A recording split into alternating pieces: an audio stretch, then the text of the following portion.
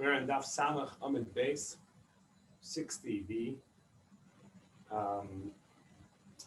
and the Gemara is talking about the if the Kohen did something out of order, the Kohen Gadol did something out of order, whether that invalidates the avodah and it has to be redone. That specific step has to be redone, and we saw multiple opinions of whether anything that's special to Yom Kippur, only the things that are done in the white garments on Yom Kippur, anything that's done in the white garments on Yom Kippur in the base Kacheh Kedashim, in the Holy of Holies, only then would it be invalid.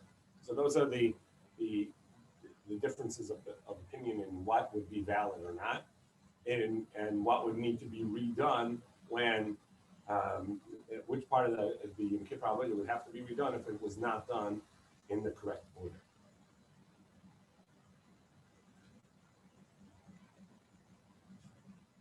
Amar Rabbi Chanina is 7-8 lines from the bottom of Samach Amid Beis 60b. So Rabbi Chanina said, "Ketoras shechafna kodim shchitasa shalpa."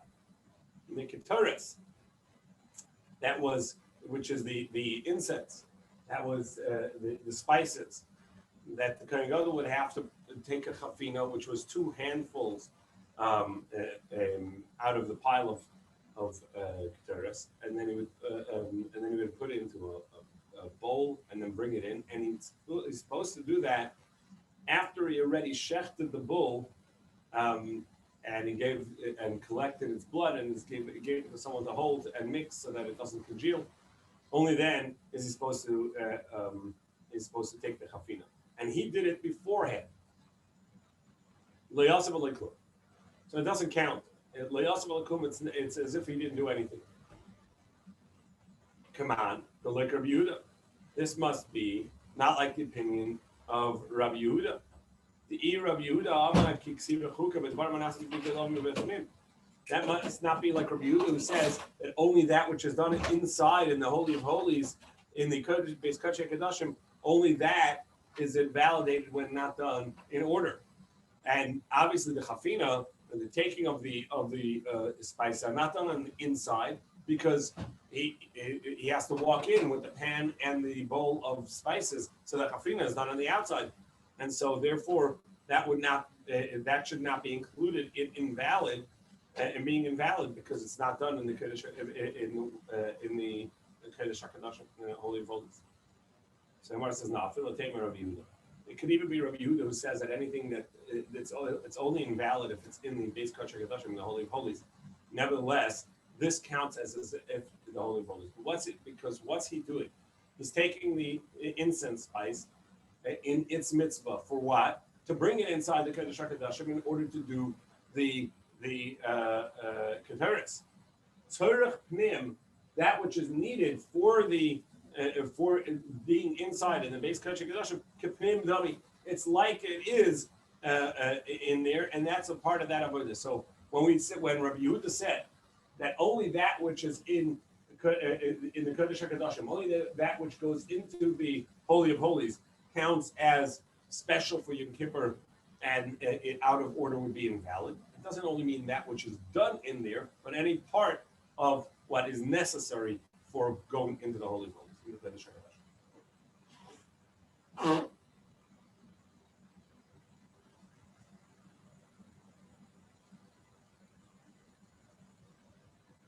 Now we learn.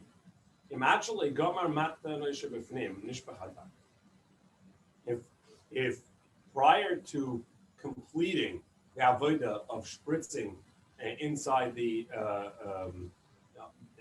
Holy of Holies, the base Kacheh Kedashim, the blood spill, so he has to bring the blood of another animal, and he has to start over the count inside the base Kacheh Kedashim, inside the Holy of Holies.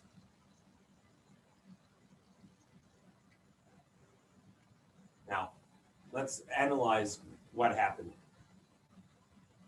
He started off the avodah, the Kohen Gadol. He would say vidui adnibol. He would then go and take the lottery for the goats. Go back to the bull and say vidui on.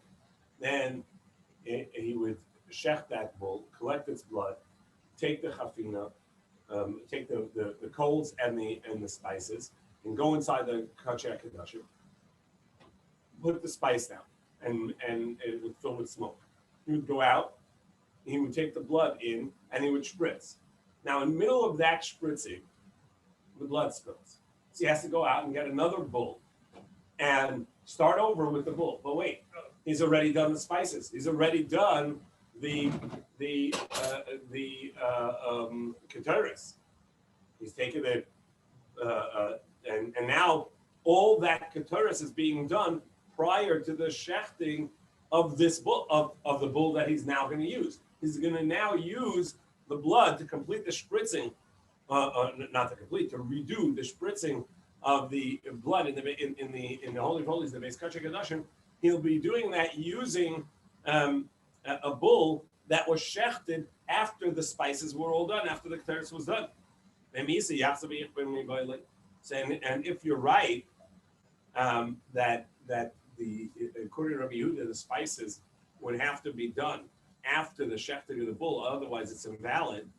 Well, then he should have to go back and recollect the spices and redo that. Samach Aleph Amid Aleph 61a. Now we go to the top. At the 61a, the keteris l'kamer. You're right. He's not referring to what's necessary to be done with the spices, and of course you do have to redo the spices if that spills. He has to redo the keteris, the incense. All he's talking about is which part of the bull has to be redone. You have to restart the spritz of the all 8 spritzes, or do you start from where you're up to, continue from where you're up to? But of course, the spices, which the incense, which he's not talking about, would also have to be redone. Amar Ula. So Ula said, Sa'ir sheshachte koydem matan damishal par. The goat that was shechted before the spritzing of the blood of the bull doesn't count. So, as we said, he says vidui on the bull, does the lottery on the goats, goes back, does vidui on the bull, shechts the bull, collects its blood, does the incense, spritzes the blood of the bull, and then he goes out and he shechts the goat. If he shechts the goat before completing all those steps, even after shechting of the bull, but before the spritzing of the bull, it's going to be invalid. He's going to have to get another goat and restart. Tanan, we learn in a Mishnah, hiktim dam asar l'dam apar, yasav yazer, midam asar. It says if he spritz the blood of the goat prior to spritzing the blood of the bull, he has to go back and re-spritz the goat blood. After the spritzing of the blood of the bull. And if this is correct, he would have to go back and re-shecht it. Not just re-spritz the blood. The spritzing is invalid, and because if he had the blood that he could spritz it prior to the bull, that means he had already shechted it. And according to what we just learned here, according to Ula, not only does he have to spritz the blood of the goat after the bull, but he even has to shecht it. It has to still be alive when he spritzes the bull blood. And over here, you're saying that all he has to do is go back and re-spritz it. If he had the blood in his hand that he could spritz it, that means that he's already shechted it. Tirgama Ula v'matan v'shavehel. So Ula says, no, you're conflating two processes. There's the process of spritzing the blood in the Holy of Holies. There, the goat is still going to be alive when you spritz the bull's blood.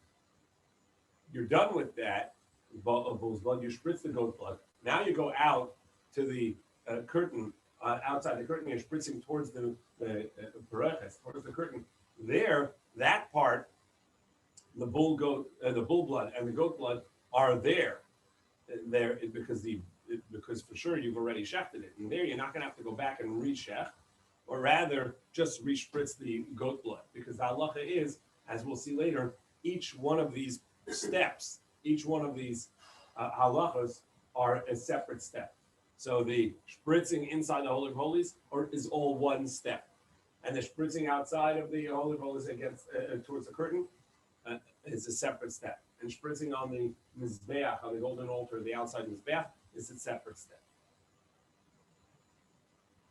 So did Rav Afis explain? We talk about the matanas, the spritzings, literally the placements that are in the heichal in the Beis Hamikdash and not in the Holy of Holies.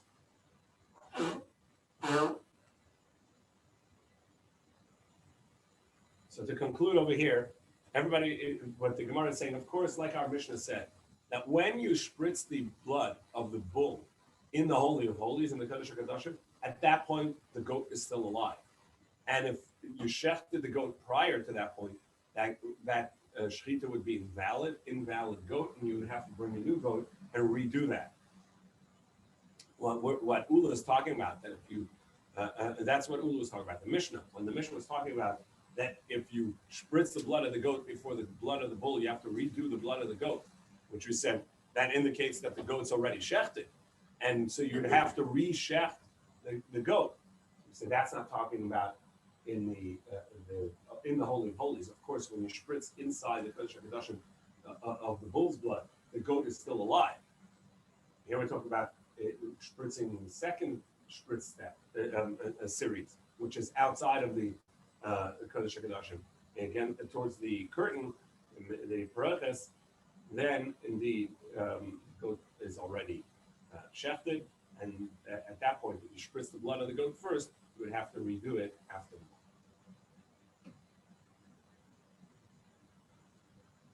Then it said, so too for the hechel and the mizbeach. And so the next Gemara is based upon the psukim, which tells us that there are two main atonements going on.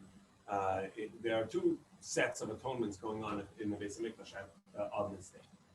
There's the spritzing of the blood inside the Holy of Holies and inside the Beis Hamikdash, which is atoning for the sin of Tumah in the Beis Hamikdash, for whether the Kohen Gadol, or any Jew had come in inadvertently to the Beis Hamikdash while tamei, even though if somebody knows that they came into the Beis Hamikdash while tamei, meaning they didn't know at the time, but they came into the Beis Hamikdash and then later found out that they had come into contact with Tumah, and so this is the Tumas Mikdash and Kedusha, the someone inadvertently touching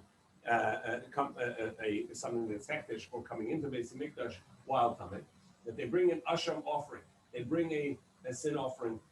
However, which is a dependent, it's a sliding scale, korban. However, but in the meantime, until they become aware, or maybe they will never become aware of the fact that they were tamei at some point when they came into Beis Hamikdash, the sprinklings that we were talking about, the spritzing of these kavanas in the Kedushim, in the Beis Hamikdash, on the mizbeach, these atone for that inadvertent tumah in the meantime, until such time that the person knows about it and can atone for their own personal sin. There's a separate atonement for all of Klal Yisrael, for all of its sins, and that is, being that it's Yom Kippur, and that is the goat that's sent out to the midbar. So Taner Rabban. So the Brisa taught. It says in the pasuk, "V'chiper es mikdash hakodesh," he will atone for the mikdash that is holy. Zeh lefnai v'lefnai. That's atonement with the spritzing of the blood in the Holy of Holies. It will atone for any tumah that happened inside the Holy of Holies. And then it says, and also the meeting tent. That's for the Beis Hamikdash proper. And it says, and the mizbeach, that's It's obviously like it means that any tumah that happened to a person on the mizbeach.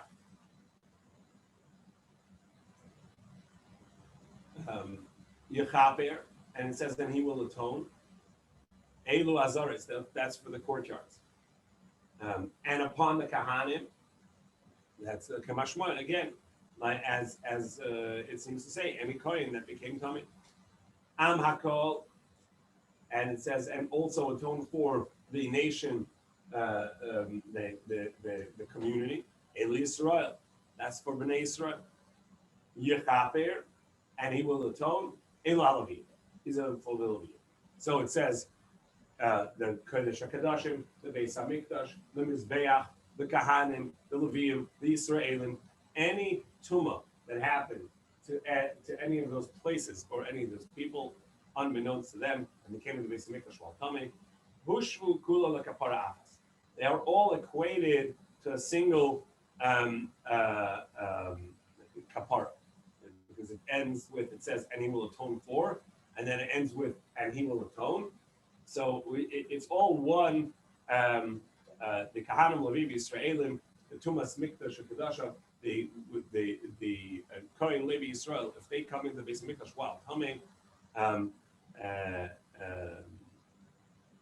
they will all be atoned for this one sin.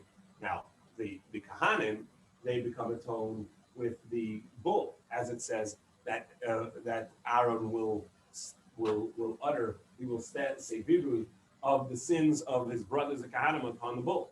And the goat is going to carry the sins of Bnei Yisrael. So in which way are they being atoned for as one?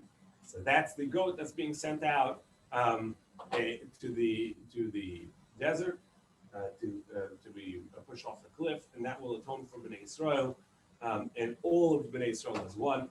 Shekulam eskaper misar mishaleh misharavet. And that all get atoned for in the one carbon in the goat that is being sent out to the desert, and that atones for all other sins, for all other averos besides for the Beis Kachek Kedashim, besides for the Tumah. Divrei Rabbi Yehuda, that's the way Rabbi Yehuda learns these suttas. Rabbi Shimon Omer, however, Rabbi Shimon says, just like the goat that is done in the Holy of Holies, there isn't a specific statement of sin that's done in order to atone for the tumah, but rather the very fact that the blood is being spritzed in the Beis HaMikdash as is prescribed in the Torah, that doing that mitzvah, even without a vidu, is going to atone for the sin of tumah in the Beis HaMikdash. So too, the blood of the bull is going to atone for the kahanim about the tumah, even without a vidu, without expressly stating on the bull that that's what's being atoned for. And just as the vidui of the goat atones for Bnei Yisrael about all other sins, and before it said, he says vidui and then sends the goat out into the desert. And so then, so too, we're going to say that when the Kohen Gadol on the bull says vidui for the Kahanim, that's for all their sins, not for the Tumah of Mikdash and Kodesh. So essentially, what we have in Machlokes here is like this: we know that the Kohen Gadol, and everybody agrees to this part, that on the goat, there are two goats. One is shechted l'Hashem in the Beis HaMikdash, and the blood is brought into the Kodesh HaKadoshim to atone for the tumah of Bnei Yisrael in the Beis HaMikdash. Everybody agrees there is no vidui done on that goat. There is no pronouncement of sins on that goat. That shechted l'Hashem, it's brought into the Beis HaKadoshim, the blood is spritzed there, and that's it. There's no vidui.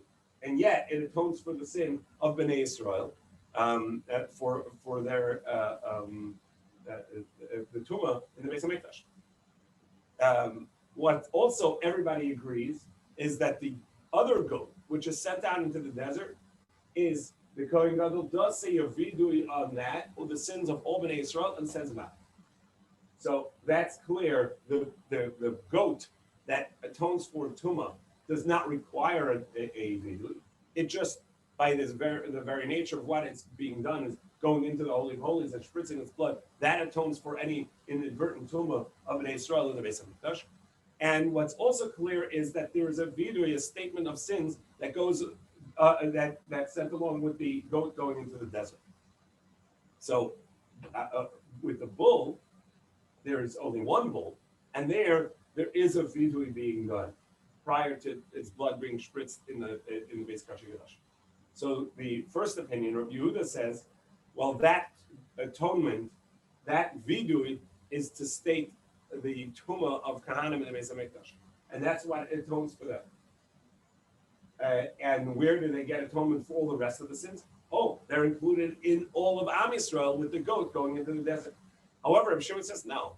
The tumah for the inadvertent tumah of the Beis Hamikdash doesn't require any statement, any vidui, just as we see with the goat.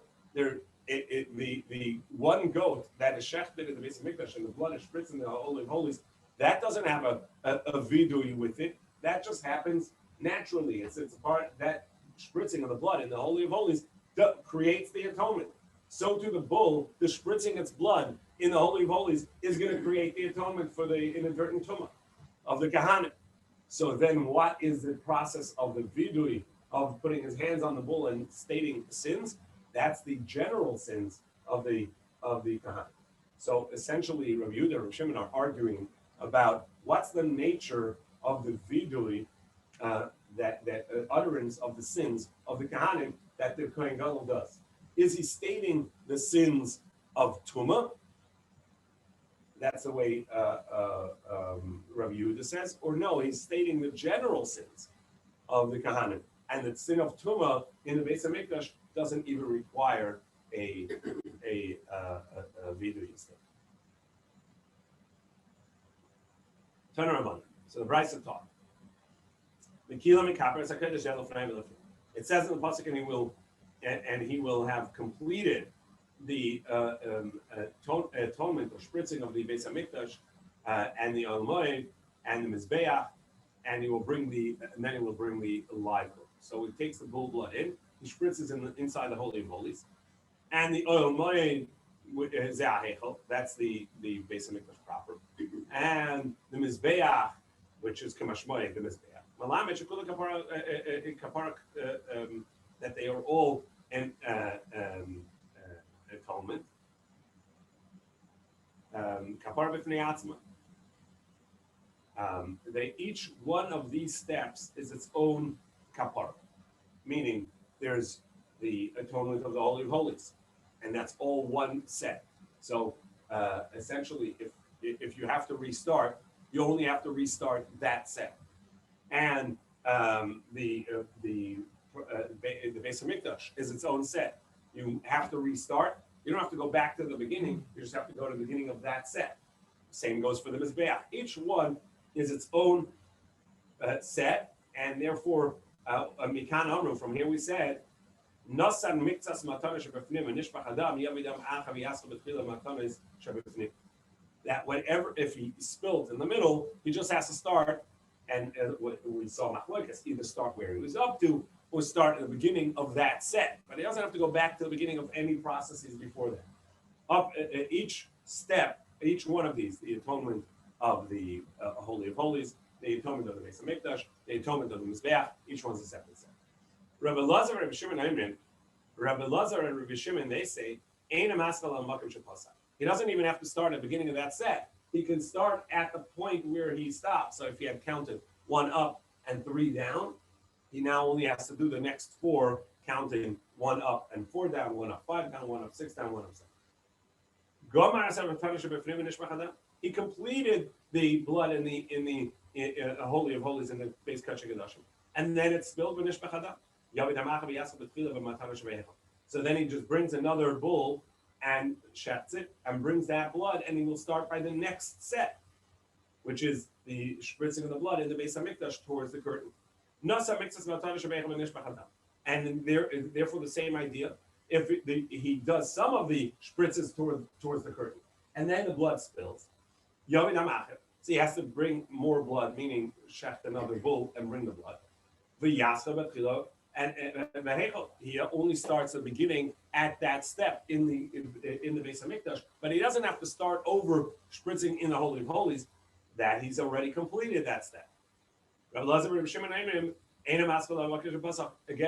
and Rabbi Shimon say, no, you don't have to start that process from even that step. You don't have to start again. You can start from the moment that you stop. In other words, just continue on where you were up to. Completed the spritzes towards the curtain, which is in the Beis Hamikdash. And then the blood spills before he can go and put it on the mizbeach, which is in the middle of the room. Yavi dam acher, he brings more blood, other blood. And then he would start from the next set, which is the spritzing on the mizbeach. He put some of the blood on the mizbeach, and then the blood spilled. Again, bring other blood. But he only has to start at that process, which is on the mizbeach. He doesn't have to go back to the Holy of Holies and spritz. He doesn't have to stand in front of the curtain and spritz. He just has to do the mizbeach itself. And here too, Rabbi Elazar and Rabbi Shimon, Rabbi Shimon and Rabbi Elazar say he doesn't have to restart the process of that step. He can continue exactly where he was up to, and the first 3, 4, 5 spritzes that he did would count from the first one. Now he completed the third set of spritzes as well, which is the 7 sprinkles on the mizbeach, and then the blood spills. At that point, everybody agrees you don't have to restart, you don't have to do anything, because the only thing left is to take the remainder and to pour it on the base of the mizbeach, that out in the courtyard. That's just a mitzvah of what to do with the leftovers, but the process of Yom Kippur has been done, and that's not going to invalidate. So that's the end of that brisa, which elaborated on this idea that you don't have to go back to the previous process. Each process is its own step, and if you missed out in the middle of a step, that's all you have to just go back to the beginning of that step. Or as Rabbi Elazar and Shimon say, no, you never even have to go back to the beginning of that step. You just go to that point where you ended. Up to where you up to. Amar Rabbi Yochanan, Shnei Mikra Echad Hashem. Rabbi Yochanan says actually they both base it on the same pasuk. How to read the verse is going to be the basis of this machlokas of whether you have to restart that process, that step, or whether you continue where you were up to. Because it says in the pasuk that he will spritz, he will atone for the on the corners of the mizbeach one time a year. It says achas bashana, once a year. Now, how do you read this once a year? Each step can only be done once a year, and therefore you cannot redo any part of the steps because you can only do it once a year. You can only spritz once on the mizbeach, one set of 7. Now, if you did 1, 2, 3, and 4, and then the blood spills, if you redo 1, 2, 3, and 4, you've now not done it once, you've done it more than once, right? So once a year means once a year, and you cannot redo that. So you have to start from where you left off, from where the spill happened. The other says no. Once a year, meaning each process has to be a single unit, and you can't start the blood with one and then continue in the middle. So it says. So here the Gemara says, of the blood of the atonement bull, achas bashana once a year. So Rabbi Meir, the first opinion says, chatas achas amarticha, one achatas. So it's got to be you can't bring in any one process, in any one step, you can't have 2 separate bulls, 2 separate atonements. Rabbi Elazar, Rabbi Shimon Sabri, chitui echad, amarti l'chavod l'shnei chitui. One spritzing. You can't have any step or even any spritz redone twice. Redone a second time. Tanya, so we have a brisa that said, Amar Rebbe. Rebbe said, Li chalak Rabbi Yaakov belugi. That this same idea is also in the lug, which is a measurement of oil that the Mitzvah would bring in regards to his process of coming back in re-entry into the community after the tzaras, after the leprosy, if we call it that. So Rabbi Yaakov says it's not exactly the same as on Yom Kippur, but there's a process that's needed that the kohen has to take some oil and he has to spritz it on his the mitzvah on the person's that's coming back in. It has to put it 7 times. It has to be spritz 7 times in towards the curtain, and it has to be put on his thumbs and on his large toe. And over there, nobody's going to disagree. Rabbi Lezer and Rabbi Lezer of Shimon and Rabbi Meir are not going to disagree about this idea that wherever he stopped, that's where he re-begins the process if the oil spilled. Because there it says, one measure, this measure of oil is what he's going to have to bring, and he doesn't have to redo that. So the Gemara says, really, Veloy? They don't disagree about over there in regards to the spill that happens with the oil in the middle of the process of re-entry for a mitzvah. But time we learned, when we learned if he did some of the 7 spritzes that are done with the oil of the of this mitzvah that's re-entered. And then the jug of oil, this lug of oil, is spilled. Then it says that he would have to restart the entire spritzes. He spritzed 1, 2, 3, 4. The oil spills. He has to restart, bring another measure of oil, and restart the count. Then the matan shebecha. And there, Rabbi Elazar and Shimon, and over there too, Rabbi Elazar and Shimon say, no, he can start, it can continue where he was up to with that number he was up to.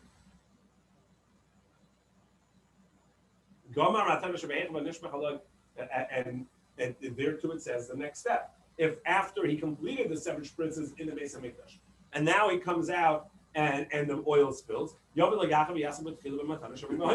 then he just starts over with the new oil just on the placement on the thumbs. And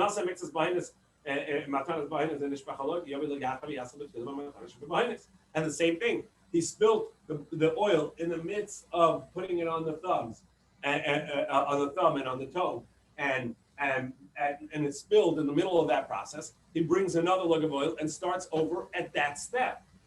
And there too again, Rabbi Elazar and Shimon there too, Rabbi Elazar and Shimon saying no, he doesn't have to restart the step. He continues wherever he was up to.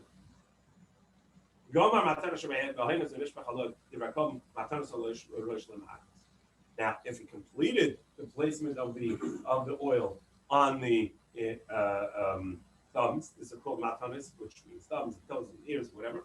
So when he completes that process, there the leftover oil that's in the palm of the kohen that's doing this re-entry, he's going to put that on the head of the mitzvah who had just cut it, who had just shaved. So there he's going to do that leftover. So that's the equivalent of the pouring of the leftover of the blood on the base of the mizbeach, and that doesn't require. That's not ma'akev. That's not invalidated if he didn't do that. Aima, so he said, Li Shana Rabbi Yaakov. You're right. Not Li Chala Rabbi Yaakov. Rabbi Yaakov said that the Mitzvah oil is different than Yom Kippur, but rather no. He said it's the same as Yom Kippur. That just as this machlokes applies in Yom Kippur, that each step is the same in one series. And Rabbi Meir, or the unattributed opinion in the Mishnah, says you have to go back to the beginning of that step. And Rabbi Lazar and Rabbi Shimon saying, no, you continue from exactly where you were up to. The same would apply for the mitzvah. So the end of that rice in regards to the mitzvah, it said that the placement of the oil on the hand is not, it will not invalidate if it wasn't done. My time. What's the reason?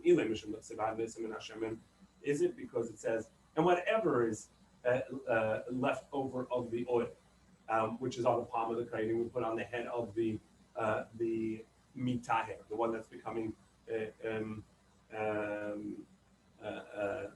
becoming tahor, becoming shprised upon and re-entering and re-allowed in the community. That's called v'hanoisar. So that calls it leftovers. And anytime you have the leftovers, that's just what do you do with the rest of it? But that's not the mitzvah itself. That's v'hanoisar. That's what's left over the mitzvah. What I do with what's left. So that's a process for shirayim, for the leftovers, but not the mitzvah itself. And therefore, if you missed it, it's not going to validate the mitzvah. El miyata, if that's the case, what about by mincha? It says v'haniseres mina mincha. Whatever's left of the mincha to Aaron and his children is a fire offering, right? And there too,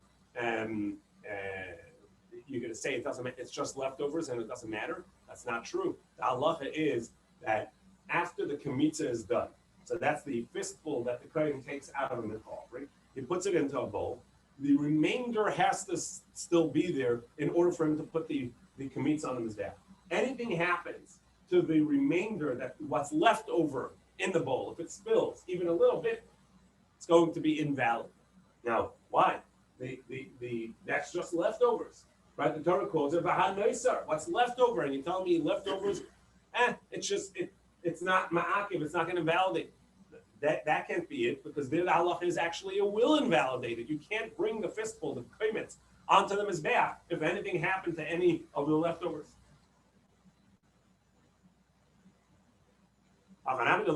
That's not true. Is it true that it would not invalidate if anything happens? So the Gemara says, no, there it's different. Shiny also there it says, and from the umi yeser Hashem and Hashem kapa yitirakim al tumucha izen amitayir haymanis already other haymanis over haymanis. There the Torah says umi yeser, and from the additional oil. Right? Not the leftover oil. From the additional oil, he's going to put it on the thumbs. So that's one leftover. And then it says, and the leftovers, that's going to be poured out. So that's not just the remainder, because the remainder is already what's left in the palm that he's going to put on the ear. Thumb and toe. That's the matana, the leftovers or the remainder. So the Gemara here is making a distinction. With every mitzvah that you do, you have the spritzing of the blood, right? So what's left in the bowl is the remainder, not the leftovers. It's not all the mitzvahs done already, but rather there's some left, right? Because anytime you take even one spritz out, there's something left. That's miyeser. That's the excess. The not the excess. That's the rest of it. The excess is what's going to be shirayim. Shirayim or shiore shirayim. The leftovers are leftovers, meaning what's not needed where the mitzvah is already done. And there, it won't be invalid if it spills. And that's talking about the part that goes, the leftover in that hand after it's put on his ear, thumb and toe, that he put on his head. That's not necessary. And if he didn't do it, it's mitzvah to do. But if he didn't do it, it won't invalid. Now we turn to the Samachal from today. It's Amar Rabbi Yochanan, Mitzvah Sheshachta Shalei L'Shmoyim, Banu L'Machlekas Ramei Red Lozav. The mitzvah is shchita, which is the offering of the sin offering of the mitzvah called Hasham mitzvah. That was brought either as an oila or as a shlamim. We brought it as a different type of korban. And we know any korban not brought for the intent of what it's meant to be, it's going to be a valid korban. it just won't atone for the owner.